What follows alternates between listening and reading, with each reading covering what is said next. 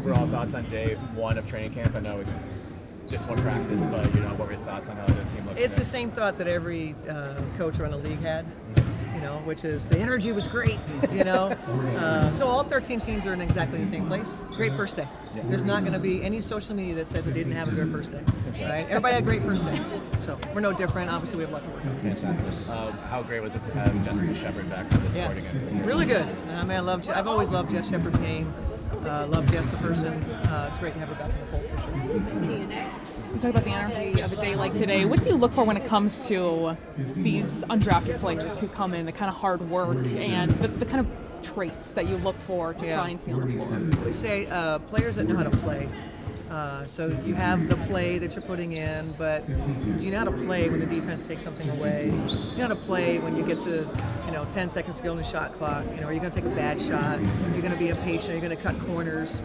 That's usually the greatest separator. That and pace are usually the greatest separators for young players. Cheryl, having just all 5 starters back, and I think last year around this time you said we were going to like the product that you guys put on the floor, and that was so true. I mean, is that a step further now when most of that is back this year? Yeah.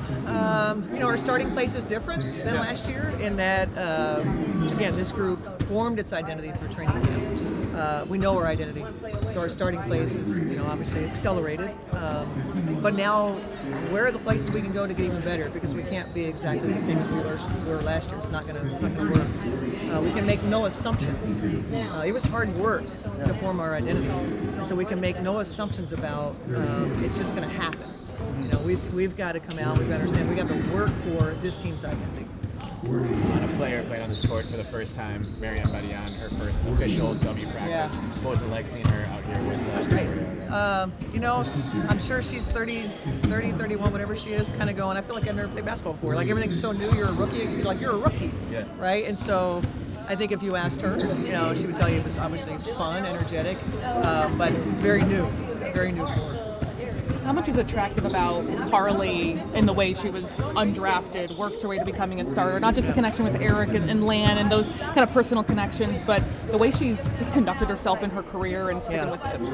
Well, and that's what, we have a number of players who were cut from teams, 4 that I can think of, that early in their careers had to endure, some hardships, and what we're getting now, and we're the beneficiary of, is the perseverance and the work, and now their belief in themselves, and they understand why.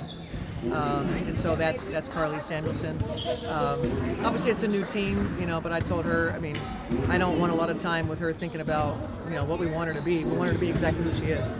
And Courtney's already her biggest hype person, so hard to imagine, right? Coach, I want to ask you about Cameron Taylor, who was here last year and had good showing. I think she was one of the last cuts or the last 2. Yeah. Obviously, it's a very competitive group again, but what was it about her game and her energy that made you want to bring her back for another crack at it? And we made the invite when we cut her last year. We said we'd like you to come back to training camp. Have a good off season. We tried to give her some things to work on. I think Cam's a couple of things, like her pace that she plays at, her energy. It's very infectious in a good way. So veterans like that. They don't want a rookie who's kind of unsure of themselves and maybe doesn't play hard enough. Cam is going to compete.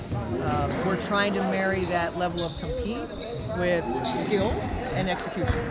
Right? That's year 1 to year 2. That's what we're asking her to do. So day 1, obviously, she's been here. She was after her overseas season. She came to Minneapolis, did some work with the coaches. So she's excited. I think her perspective is different. She's not going to be happy with just being in training camp. She wants to compete for a job on this team, and so her focus looks a lot different than when you're a rookie and you're kind of like, hey, this is fun. Now she's like, no, I want more than what I got last year.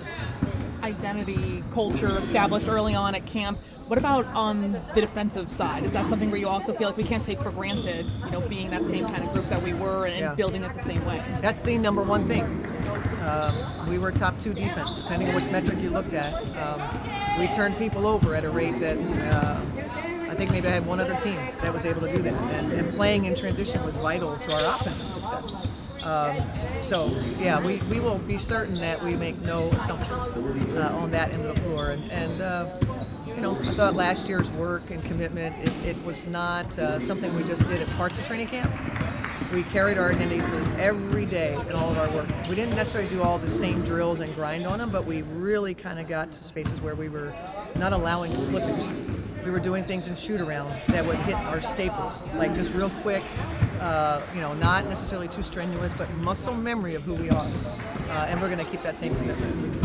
I'm sure you've been asked about this a lot already. I'm going to ask about it on day one of training camp, and then you'll never hear me ask about it ever again. Yep, or at least for the rest of the season. Promise. But I don't even know what it is. two times in league history, it seems, lost the finals in 5 games, come back and won it the next year.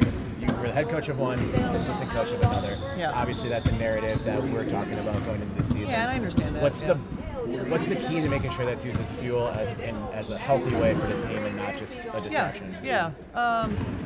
As we opened training camp with conversations around just that, I have 2 people on staff that went through the 2016-2017, the journey of the disappointment and the heartache. The joy of winning a championship is because it's so hard to get there. The level of investment, but it's also why the heartache is so great and the depths of that are so low, is because of the investment and how hard it is to get there. And so it's over. We don't agree with the outcome, but it doesn't matter. You can sit there and whine about it, or you can say we're going to use it as fuel. And what does that mean for each one? Each person is different. Some got in the gym and maybe added something to their game. Others are just eliminating distractions from their lives and kind of going, nothing's going to get in my way. So they're each going to handle it differently. For me, I know every journey is so different that I'm not even thinking about getting back to the finals. Right? We're in training camp. We're trying to figure out how to be successful in winning drills, how we play how we want to play. The other stuff takes care of itself if you're locked in on, to your point, making sure that we're using it as fuel in the right way.